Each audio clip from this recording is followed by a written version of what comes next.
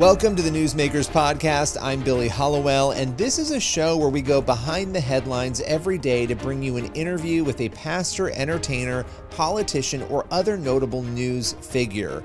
And this is a show, again, it's daily, but it's based on our weekly TV show, which is also called Newsmakers. You can watch it on the CBN News channel and also on our YouTube page.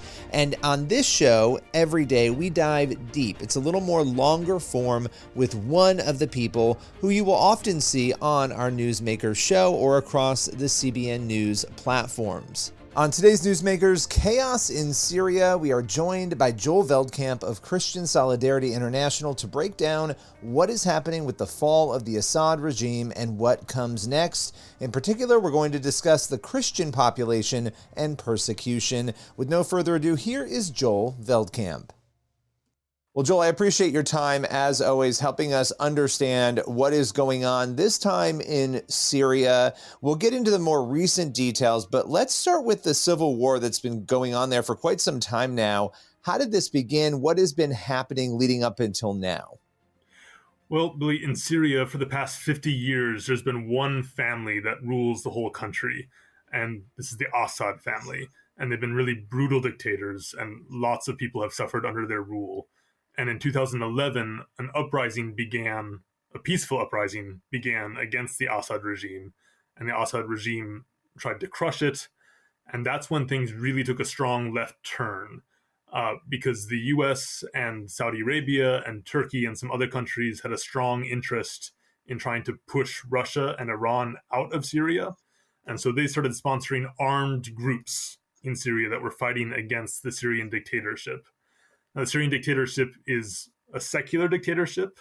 The dictator of Syria is not really an Orthodox Muslim. He's from a minority group called the Alawites. So he's regarded by jihadists as a heretic. And it turned out that the most effective armed rebels fighting against him were jihadist groups who also wanted to target the 2 million Christians living in Syria, the 2 million Alawites living in Syria, the many Druzes living in Syria. That's another minority group. And so the civil war really spun out into a terrible conflict where millions of people were forced from their homes, and the government killed tens of thousands of people, and many Christians as well were driven from their homes by jihadists and abducted and kidnapped and killed. And that civil war drug on for about 13 years. Now, for the past 6 years or so, the jihadists have been mostly confined to a small pocket of territory called Idlib, and the conflict was basically frozen there until literally 12 days ago, as we record this, when the jihadists, the terrorists, broke out of Idlib, drove towards the second biggest city in Syria, and just took it overnight. Well, there's so many questions about that, and I appreciate that history because I think it helps people understand what's been happening. Just to make a comment, and we've seen this happen again in other countries in the past, where you have a bad situation with a leader and people want to get rid of that leader. Understandably, they rise up, they peacefully do so. But then you have a situation that unfolds where sometimes you end up with a worse scenario in terms of who is now in charge, right? So what you're describing is, radical Islamic groups, right, fighting in this mix and gaining a lot of ground. And you could hypothetically, even though things were not good under Assad, have a situation potentially where the ruling country now is a radical Islamic regime, right? I mean, that's what could happen in this. That's the big fear. That's what happened in Afghanistan. That's what happened in Iran. Both of those places were ruled by really brutal dictators before this big Islamic revolution came and overthrew them and got us to where we are today with the Islamic Republic in Iran and the Taliban in Afghanistan. And the group that has now stormed Damascus, that has taken the capital of Syria after an 11-day offensive. They're called HTS, but they used to be called Al-Qaeda in Syria. Jabhat al-Nusra was the official al-Qaeda affiliate in Syria. Their leader is a man named Abu Muhammad al-Jolani, who got his start fighting American troops in Iraq in the early 2000s. And in Idlib province, where they took over 9 years ago, they drove out almost all the Christians. They drove out most of the Druze, this other minority group. They killed many of these religious minorities, and they took most of their property. And they've been governing Idlib province under Sharia law ever since. Now, in these past 12 days, they've been putting out messages saying, we're not coming to hurt anybody. Christians don't have to be afraid. Druses don't have to be afraid. We just want to get rid of the dictator. The question is, can they be trusted?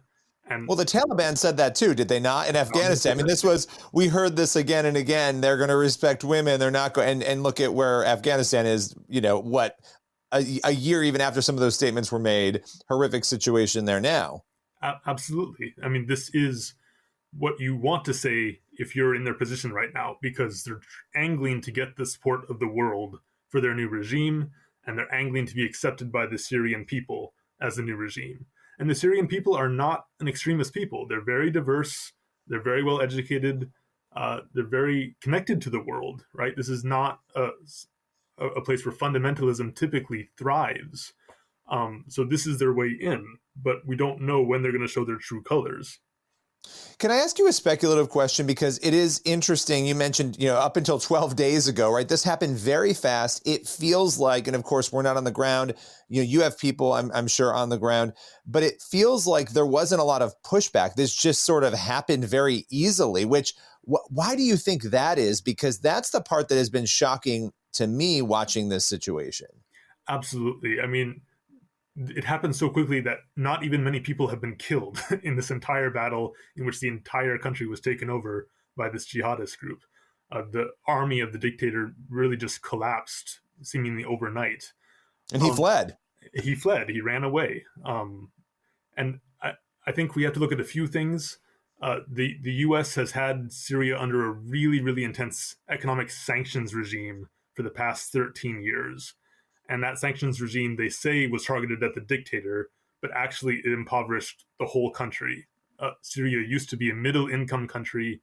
Now it's a country where over 90% of the population lives below the poverty line. So it seems like those sanctions did way more damage than we actually realized. They hollowed out the army to the point where it couldn't even function. The other thing is that Syria's main backer throughout this whole conflict has been Russia. And Russia is a little busy right now. Russia is busy with the war in Ukraine. So it seems like the two things that happened are Russia lost interest, and it turned out that the army was much weaker than we thought. It's not necessarily that HTS is stronger than we thought. It's just that there was this giant power vacuum that got exposed all at once. Yeah, no, that makes sense, right? It's kind of the perfect storm that made it very easy for them to literally just march in, which is what they did, and take over. Now, you talked about what happened to the Christians, in recent years, obviously under HTS. What is the fear? And I think we know what you're going to say here, but what is the fear moving forward? They take control. You have this, radical Islamic regime potentially that is in charge.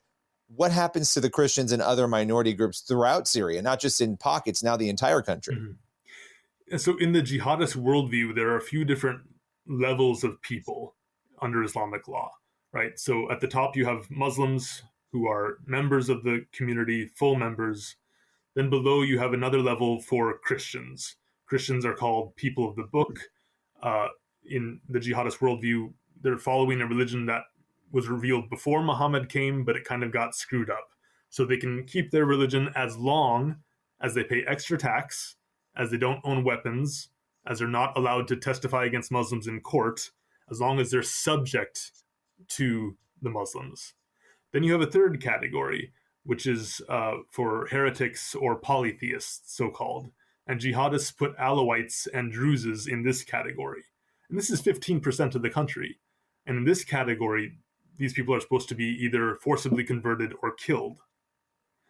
So we're now in a very, very tense situation. We're hoping that it doesn't come to that. We're hoping that the jihadists don't implement their actual worldview here.